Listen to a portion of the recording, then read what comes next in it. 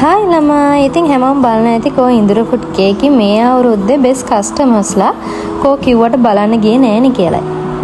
ඔව් මොකද හදිසි ළමා. ඉතින් ඔන්න කාර්යබහුලත්වය නිසාම ඉතින් ටිකක් පහ වුණා එයාලව බලන්න යන්න. හැබැයි මම වෙනදා වගේම එයාලා වෙනුවෙන් එක දවසක් වෙන් කරගත්තා.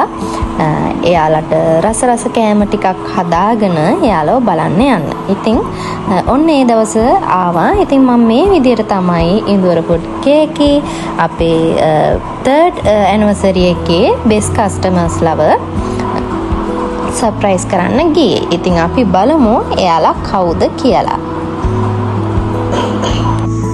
ඉතින් 2024 සැප්තැම්බර් 9 වෙනිදා ඉඳලා 2025 සැප්තැම්බර් 9 වෙනිදා වෙනකන් වැඩිම ඕඩර් ගාණක් දීපු කස්ටමර්ස්ලා තමයි බෙස්ට් කස්ටමර්ස්ලා විදියට අපි සිලෙක්ට් කරගන්නේ. ඉතින් මේ ඉන්නේ මේ අවුරුද්දේ වැඩිම ඇනෝම් ප්‍රමාණයක් දීපු අපේ බෙස්ට් කස්ටමර්. ඉතින් අවුරුද්ද පුරාවටම ඇනෝම් 18ක් දීලා එයා තමයි අපේ බෙස්ට් කස්ටමර් විදියට සිලෙක්ට් වෙලා ඉන්නේ. ඉතින් ඒ ආදරණීයත්වයට ගොඩාක් ස්තුතියි. පුංචි කාලයක් තමයි මාව අඳුනගෙන මගේ කේක් වල රස බලලා. හැබැයි ඇය වැඩිම කේක් ප්‍රමාණයක් මිලදී ගත්ත බෙස්ට් කස්ටමර් විදියට සිලෙක්ට් වුණා. ඉතින් ඒ ආදරණීයත්වයට ගොඩාක් ස්තුතියි. හැමදාම මාත් එක්ක මේ විදියට ඉන්න කියලා ආදරණීයව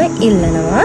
ඉතින් අපි ඊළඟට බලමු අපේ දෙවෙනි කස්ටමර් කවුද කියලා.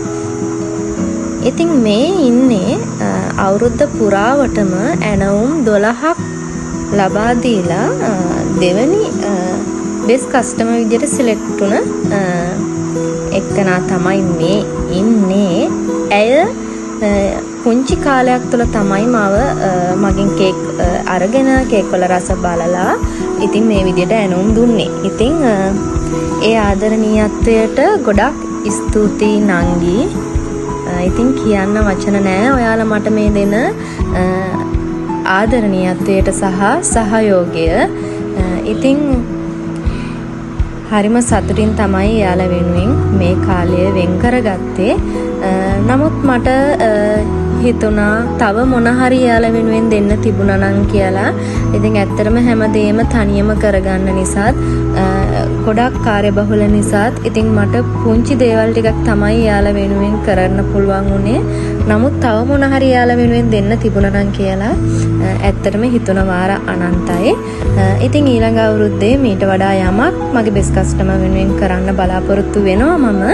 ඉතින් මේ ඉන්නේ මගේ 3 වෙනි බෙස්ට් කස්ටමර්. ඇනෝම් 10ක් ලබා දීලා 3 වෙනි බෙස්ට් කස්ටමර් විදිහට සිලෙක්ට් වෙලා ඉන්නේ ඇය තමයි. ඉතින් ඇය ගැන කියන්න ඕන මගේ සෙකන්ඩ් ඇනිවර්සරි එකෙත් ඇය තමයි බෙස්ට් කස්ටමර් විදිහට සිලෙක්ට් උනේ.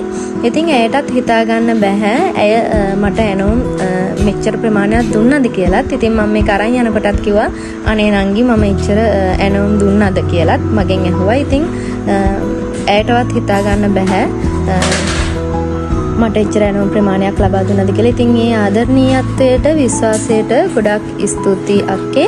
දිගටම මාත් එක්ක මේ විදියට ආදරෙන් රැඳිලා ඉන්න කියලා ඔයාලා හැමෝගෙම ඉල්ලනවා. ඉතින් ලබන අවුරුද්දෙත් මේ විදියට මගේ ආදරණීයන් වෙනුවෙන් මීට වඩා යමක් කරන්න බලාපොරොත්තු වෙනවා. ඉතින් මං හැම වෙලාවෙම කියනවා වගේ කස්ටමර් හින්දා තමයි මං අද මේ වගේ ලොකු ගමනක් ඇවිල්ලා ඉන්නේ. අද මාව කවුරු හරි අඳුරනවා නම් ඒ මගේ කස්ටමර්ස්ලා හින්දා. ඉතින් ඔවුන් මට ඇනෝම් ලබා දුන්න හින්දා. ඉතින් ඊළඟ අවුරුද්දෙත් මම මගේ බෙස්ට් කස්ටමර් මේ විදියටම සර්ප්‍රයිස් කරන්න යනවා. තවත් ලස්සන වීඩියෝ එකකින් හමු වෙනකන් ගිහිල්ලා ඉන්න. සුබ දවසක්.